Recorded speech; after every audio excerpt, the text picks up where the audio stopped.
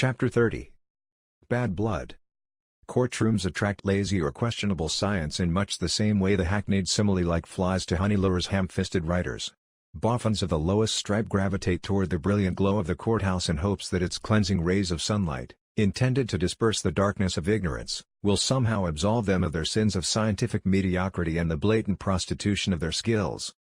Detective Power's feeble efforts to link Wheeler's boots to some snowy impressions was just one such example of science gone horribly wrong, although such judgment comes through the benefit of hindsight. Power was all hat and no cattle, but as the great detective made his case, those in the courthouse bought what he was selling, swayed not by the validity of the method but by the charismatic delivery of its purveyor. The footprints were not the sole forensic evidence in the case of Queen v. Wheeler. There was also the matter of the blood, so copious at the scene yet somehow virtually non-existent on the defendant. When it came to the analysis of the blood evidence, Power spoke in broad yet persuasive strokes and found sanctuary in a syllogism masquerading as evidence. Annie's murder had been brutal and bloody, Wheeler had blood on his clothes, and therefore Wheeler was the killer of Annie Kempton. The argument sounded logical, particularly when delivered in Power's sonorous tones, dripping with conviction.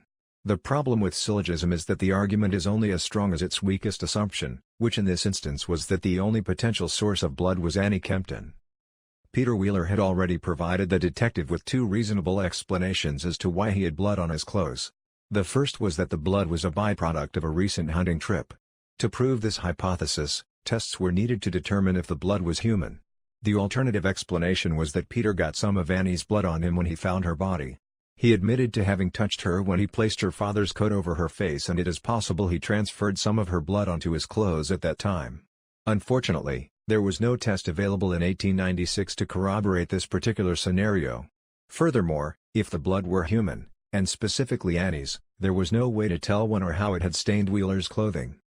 Determining whether the blood came from Annie or from an animal was not exactly Power's bailiwick. His testimony served only to set the stage for the blood analyst who followed. Having whetted the audience's appetite for something new, and in particular, something scientific, Power left the more mundane technical aspects to an actual scientist, or at least someone with more claim to the title than Power, the whimsically named Dr. Hartley Spinney Jacques. When the original blood analyst, Mr. McIntyre of the Halifax Police Services, was unable to adequately identify the stains on Wheeler's clothes, Power had taken them to Dr. Jacques for further testing. Reporters were quick to interpret this as a sign of Jacques' acclaim and experience. If the famous detective had such confidence in the doctor's abilities, they reasoned, surely he must be a renowned expert in his field. As was so often the case, the media's assumptions could not have been further from the mark. On June 28, 1869, Dr. H.S. Jacques was called to the stand, giving the press, jurors, and spectators their first look at this celebrated scientist. He was, in a word, underwhelming. Nervous, unimposing, and soft-spoken, Jacques was far from the exalted silverback touted in the press. True, he was 56 years old, a time of life when most men had reached the height of their powers, but age had softened the line of his shoulders and chin. He came across as more caring than courageous or cutting-edge. In his early 40s, Jacques had what might now be called a midlife crisis. He headed for the City University of New York, where he took up the study of allopathic medicine, graduating in 1887. The next year, he returned to his home in Nova Scotia and set up a surgical practice in Dartmouth. Technically still wet behind the ears, the good doctor had practiced his particular brand of medicine for a mere 8 years. Although Victorians revered physicians as a matter of course, his relative inexperience and meek persona threw the courtroom for a loop. No one knew quite what to make of the strange healer suddenly in their midst. To his credit, Dr. Jacques displayed none of the misplaced cockiness commonly found in those overcompensating for a slim resume. More studious than ambitious, Jacques was an awkward fit on the stand. He fumbled with his notes, needing most questions to be repeated, and he mumbled many of his answers. When asked about his qualifications, Jacques replied only that he had taken a special course in microscopic work. Despite the doctor's rather stiff countenance, Wheeler sat transfixed and hair-eyed as Jacques unraveled his findings. According to one reporter, the prisoner here changed his seat and leaned forward and listened very attentively as the blood analysis was presented. Wheeler's keen interest was understandable. However bumbling Jacques' testimony might be, his tests represented the only direct evidence the Crown had against Wheeler, and his fate rested in the doctor's trembling hands. Jacques grew more comfortable on the stand and he visibly relaxed as the questioning continued. Though a novice, Jacques was well trained, and before long, It became clear to those assembled that Power's faith in the scientist had solid foundations. Disquiet soon gave way to Rhodes as Jacques described for the court the different tests he had conducted. As the allopath discussed his results, Wheeler was no longer the only one on the edge of his seat. The first item of clothing Jacques examined was Wheeler's trousers. Contrary to Power's claims, the doctor had not found any evidence of blood on them, nor had he identified any traces on Wheeler's vest. The bloody sock Power had described at length during press interviews appears to have been a figment of his imagination. It was never given to Jacques for testing and was never mentioned at trial. To the delectation of the crowd, Jacques then produced Wheeler's coat. At long last there was something tangible for the spectators to sink their teeth into. Brandishing the coat high for all to see, Dr. Jacques called their attention to the locations of a number of small squares cut from the fabric. These squares, he explained, contained what he thought might be blood. Jacques had placed these samples under the microscope and examined them carefully. Most of the samples tested negative, but two of the squares, cut from the area of the right shoulder, each contained one tiny drop of blood the size of a pinhead. A strange silence settled over the court. Chagrin was palpable everywhere, save for the defense table. The crowd now had it on good authority that there was blood on the coat, but it amounted to two tiny specks on a shoulder, hardly the sanguinary drenching described by Power or expected from so bloody a crime scene. The prosecution, hoping to overcome this paucity of evidence through sheer repetition, asked the doctor to repeat his findings. In his loudest, clearest voice yet, Jacques swore positively to the finding of two spots of blood. On hearing it for a second time, the audience deflated like a red balloon. However poorly the declaration played in court, the media wanted the world to know the effect it had on the accused. According to the Daily Echo, the prisoner's face now flushed and he placed his hand on his forehead, hiding his face. In actuality, Peter had greeted the doctor's findings with joy, not angst. Wheeler had told Power there might be blood on his coat because he had a habit of slinging his trapped rabbits over his shoulder to carry them home. Jacques' testimony was far from a death knell for the defense. Indeed, it was fast becoming a clear point in their favor. Before releasing his witness, the Crown prosecutor asked a final seminal question: were the blood spots human or animal? After the briefest of pauses, Jacques declared that he could not tell, unleashing another wave of disappointment through the Kentville courthouse. The prosecutor declared he had no more questions, having gained all he could from the shy scientist. Rhodes most certainly had questions. Bounding from his seat, Wheeler's lawyer began firing at the blood analyst, a man 2 decades his senior. Why could the doctor not determine the source of the blood? He asked. Jacques claimed in response that there was great similarity between human blood and that of a rabbit. On this point, the doctor was entirely correct.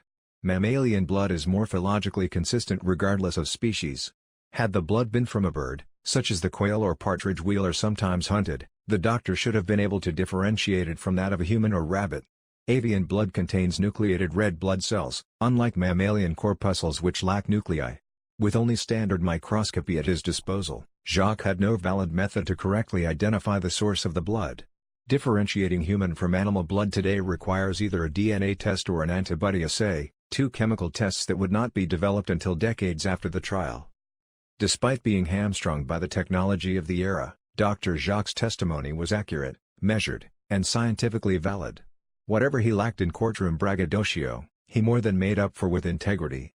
His evidence may not have been the coup de grace the prosecution had hoped for, but the doctor acquitted himself with grace and honesty, qualities he carried throughout his relatively brief career. Dr. Jacques went on to practice medicine for another 10 years, eventually becoming the revered doyen that all had expected that day in the Kentville courthouse. Reaction to the histological testimony was mixed, verging on schizophrenic. On the one hand, the very nature of the scientific evidence seemed incontrovertible. It was dispassionate, objective, and reasoned, offering exactly what the other witnesses could not, and therein lay the paradox. Dr. Jacques' even-handed tone and patient observations, as painstaking and precise as science demanded, had collided head-on with the visceral needs of the community. Following closely on the heels of the fervent tsunami that was the eyewitness testimony from those who knew any best, the doctor seemed detached, robotic, apathetic, empirical at the cost of emotion.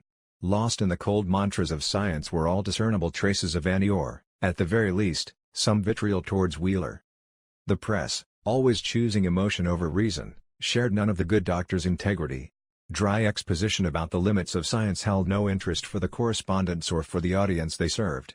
The doctor's testimony clearly needed juicing up, and the men of the press rose to the challenge. The first to give it a jolt was the Yarmouth Herald, claiming Jacques was prepared to swear that the blood found on Wheeler's clothes is human blood. As if such blatant fabrication were not enough, the Herald tore a page straight from Detective Power's playbook and erroneously reported that the doctor had revealed an unsuccessful effort had been made to wash some of the stains away.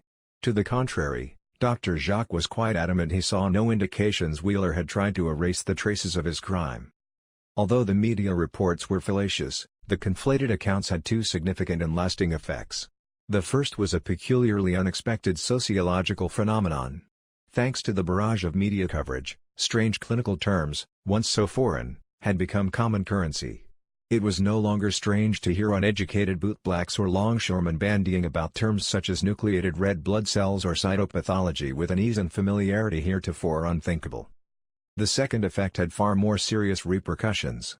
The jury in Wheeler's case were sequestered at a local hotel and kept hidden from the public except for a short walk they had on Sunday in the company of the sheriff. Although they were cut off from society at large, there were no restrictions on their access to newspapers. Many jurors ended the day by reading about the case, no doubt hoping to catch a glimpse of themselves in the coverage. Reporters often commented on the panel, including the astute observation that no one on the jury took notes during the trial but were opting instead to rely on local press reports to refresh their memories.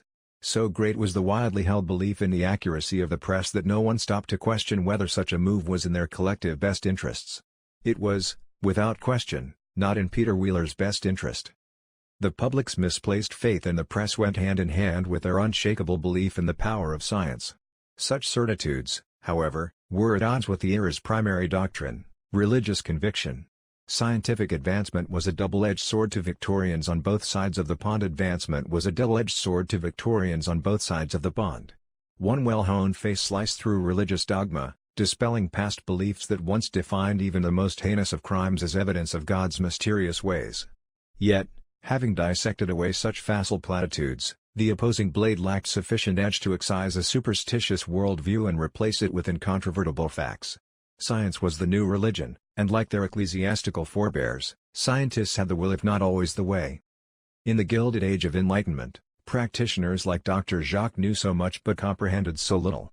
The Wheeler trial became an apt metaphor for the state of criminal science at that time. Everyone knew the facts of the case, the news agencies had seen to that, yet it was knowledge coupled with insufficient understanding. There was a certain circular irony to it all.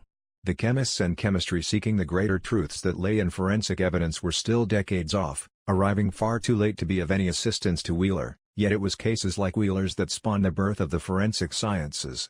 The impetus was there, although it lacked a certain moral restraint, and the needs of the justice system provided ample incentive for practitioners at both ends of the ethical spectrum.